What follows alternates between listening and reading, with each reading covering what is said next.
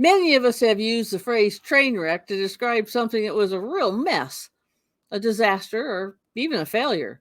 But the story I am about to tell you is a true account of a real train wreck.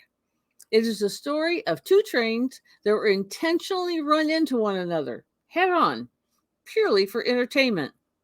And the king of ragtime, Scott Joplin, wrote a song about it. You'll really want to stick around for this one. Let's find out more.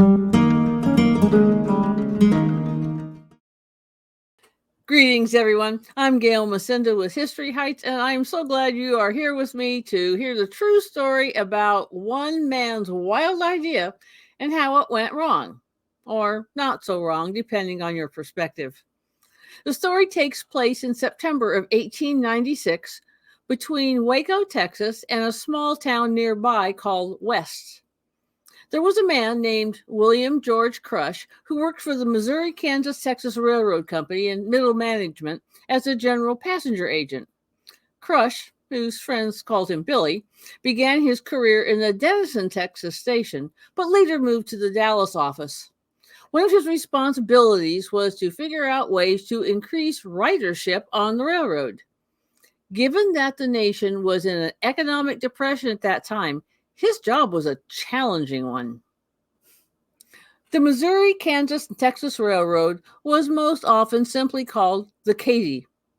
The Katy was an important railroad, but more relevant to our story, the Katy was the first railroad to come into Texas from out of state. The corporate headquarters were in St. Louis, Missouri, and a secondary headquarters was established in Dallas, Texas, which is where Crush worked.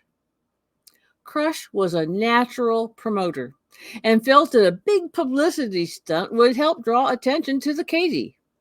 He heard about an intentional head-on train wreck some months earlier and decided that this could work for him too. But his event would be a little different. Instead of charging admission to the event as the other promoter had done, Crush's idea was to charge for a round-trip train ticket from anywhere the Katy line ran.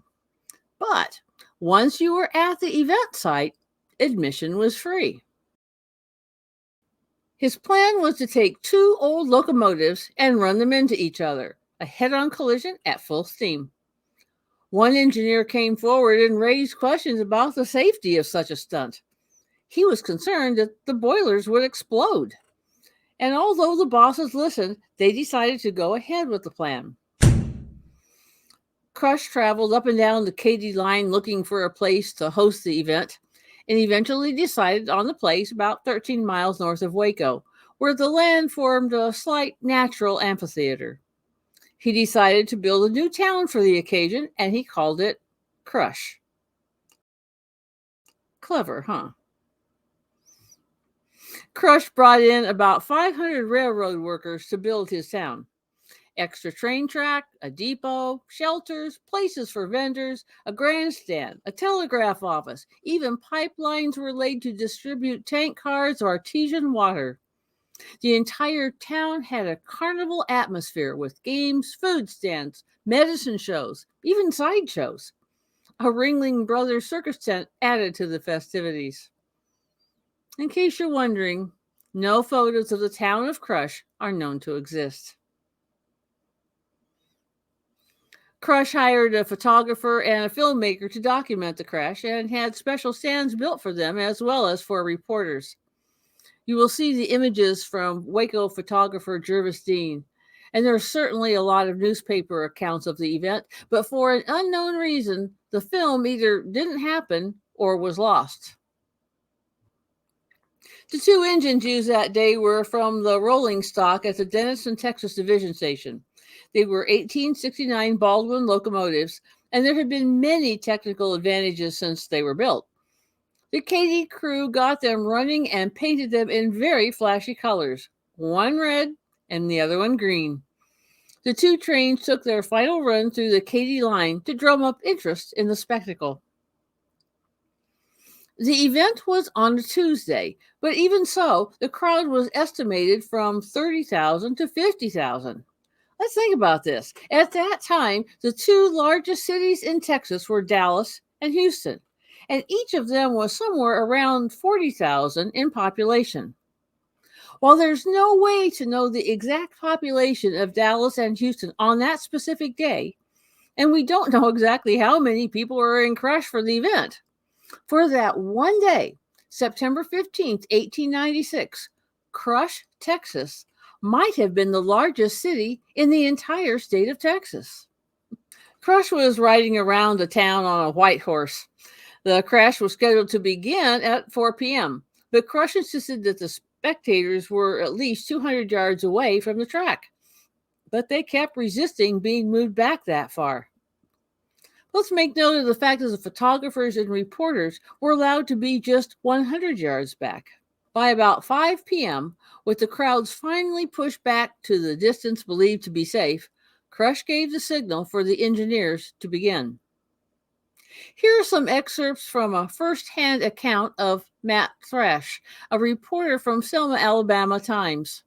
He wrote, "I was sent down by the paper for which I labor with the request to get the facts, figures, and fancies as they turned up. I don't think I ever saw a hotter day in my life. It took 20 trains of 10 coaches each to bring the people to the scene, and about 2,000 surreys, wagons, and buggies were used by those living within 10 or 15 miles of Crush. The engines came down and shook hands, as it were. When the engines were together, Dean squeezed the bulb and took view number one. After this, the engines were backed up about 2 miles apart, and the throttles pulled wide open by the engineers, who jumped off before any speed was attained. The crowd had been waiting all day to witness what no one in the grounds had ever seen before. All was expectancy. Someone shouted, 'Yonder, here they come!' And sure enough, there they were in full view, sailing along like night sky rockets at each other. Down the road came the gaudy engines, each pulling 6 freight cars, each flying as fast as steam could drive them. The black smoke curling up from their smokestacks in ebon volumes. Back swayed the crowd, now on tiptoes, now cringing, now hoping that all would be well. Explosive had been placed along the rails, and they fired off as the engines raced past in explosion after explosion. The train whistle had been connected to one of the engine wheels, so it continued to whistle, according to reporter Thrash's estimate, at 40 times a second. Imagine what the crowd was seeing and hearing. This is an amazing photograph by Jervis Dean. He was taking photos as quickly as he could. And then, remember that one engineer who was concerned about the possibility of the boilers exploding? He was correct. The boilers did explode on impact and sent scalding hot shrapnel into the crowd. Look at this photo as the boilers exploded. You can actually see debris flying towards him. 2 people were killed, and several others, including photographer Jervis Dean, were injured. Crush quickly got the injured together and on a train to Waco. There was no hospital there at that time, so they went to a hotel where the injured were tended to by a physician on retainer by the railroad. Within moments of the crash, people rushed in to pick up souvenirs, and some of them were injured by their efforts. Some of those metal chunks were as sharp as knives and fire hot. And even more quickly than it began, it was all over. People rushed to get to the departing trains and head back home. As you might imagine, that many people leaving from one location created a lot of crowded chaos. Workers came in and cleared the track so quickly that the Katy Flyer was only running 20 minutes late. The town was dismantled and the debris removed. Within 24 hours of the crash, the town of Crush, Texas, no longer existed. Dean's injury was severe. A 1.5-inch long bolt went through his left eye and into his brain, and early reports said that he was not expected to live. But he did, and within a couple of months was back at work as a photographer. The legend is that Crush was fired on the spot and then rehired the next day. but there doesn't seem to be any real evidence of that. The Katy earned substantial revenue from the spectacle and got lots and lots of publicity. And yes, there were some lawsuits filed, but honestly, not much became of them. If you are enjoying this story of the crash at Crush, please do those like and subscribe things. And in the YouTube comments below, let us know what part of the story you find most interesting. And just so you know, one of my favorite parts that I find most interesting is what I'm about to tell you next. Composer Scott Joplin often wrote songs about things that were going on in his personal life or in the news. We've talked about several of those here on History Heights, including the story of the guest of honor and who is Freddie Alexander. I'll put an entire Joplin playlist up here for you. We don't know if Mr. Joplin witnessed the crush collision in person, but we believe he was probably in Texas at that time. Did he read about it in a newspaper? Well, there was certainly a lot of newspaper coverage of the event, not to mention the 2 months of advertising leading up to that day. Did he hear about it from friends?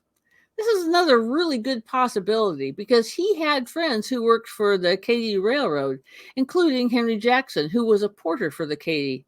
And Joplin and Jackson worked together on several music projects. But no matter how Joplin got the inspiration, he wrote the Great Crush Collision March and published it about 1 month after the event. I'll include a link to my favorite performance of the song in the comment section down below.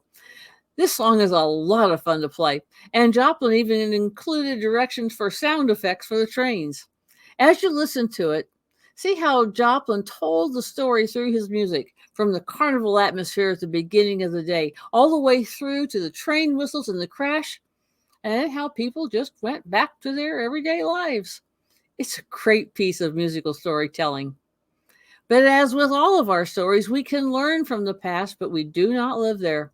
Go be awesome today and make your own history. Stick around for another great story.